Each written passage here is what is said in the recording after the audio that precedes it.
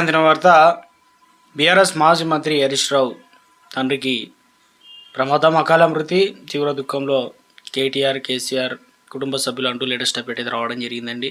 So ఆ వివరాలు ఏంటనేది కూడా వీడియోలో తెలుసుకుందాం. వీడియోని చివరి రోజు చూడండి, అర్థమవుతుంది. మరోసారి ఛానల్ ఇస్తే తప్పకుండా సబ్స్క్రైబ్ చేసుకోండి. చూస్తున్నారు కానీ లైక్ చేయడం మర్చిపోతున్నారు, వెంటనే లైక్ చేయండి. వివరాలకి అయితే వెళ్ళిపోదామండి. సో మాజీ మంత్రి హరీష్ రావు తండ్రి తన్నీరు సత్యనారాయణ మరణం పట్ల ముఖ్యమంత్రి రేవంత్ రెడ్డి సంతాపం తెలిపారు. వారి ఆత్మకు శాంతి కలగాలని భగవంతుని ప్రార్థిస్తున్నట్లు కూడా పేర్కొన్నారు. అదేవిధంగా హరీష్ రావు కుటుంబానికి రేవంత్ రెడ్డి ప్రకట సానుభూతి.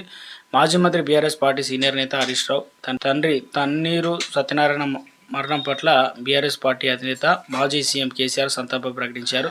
తన బావతో తనకున్న అనుబంధాన్ని స్మరించుకొని వారి మృతి పట్ల విచారం వ్యక్తం చేశారు. సత్యనారాయణ పవిత్రత ఆత్మకు శాంతి చేకూరాలని ప్రార్థించారు. సమాచారం తెలిసిన వెంటనే హరీష్ రావుకు ఫోన్ చేసి పరామర్శించారు కేసీఆర్. కుటుంబ సభ్యులను ఓదార్చారు. తన ప్రగాఢ సానుభూతిని తెలిపారు. మరి కాసేపట్లో వారి నివాసానికి వెళ్ళి దివంగత సత్యనారాయణ పార్థివ దేహానికి నివాళులర్పించి తన సోదరిని కుటుంబ సభ్యులను కేసీఆర్ ఓదార్చనున్నారు. మాజీ మంత్రి హరీష్ రావు తండ్రి సత్యనారాయణరావు మృతికి జాగృతి అధ్యక్షురాలు కల్వకుంట్ల కవిత సంతాపం వ్యక్తం చేశారు. సత్యనారాయణ ఆత్మకు శాంతి చేకూరాలని భగవంతుని ప్రార్థిస్తున్నారు. హరీష్ రావు కుటుంబ సభ్యులు ప్రగాఢ సానుభూతి తెలియజేస్తున్నారు.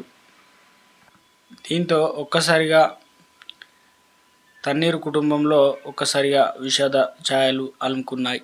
ఇక ఈ వార్త తెలుసుకున్న బీఆర్ఎస్ నేతలు, రాజకీయ ప్రముఖులు, నాయకులు సంతాపం వ్యక్తం చేస్తున్నారు. మరోవైపు సత్యనారాయణ భౌతిక గాయాన్ని నివాళులర్పించేందుకు పార్టీ నాయకులు, కార్యకర్తలు, అభిమానులు హరీష్ రావు ఇంటికి చేరుకుంటున్నారు.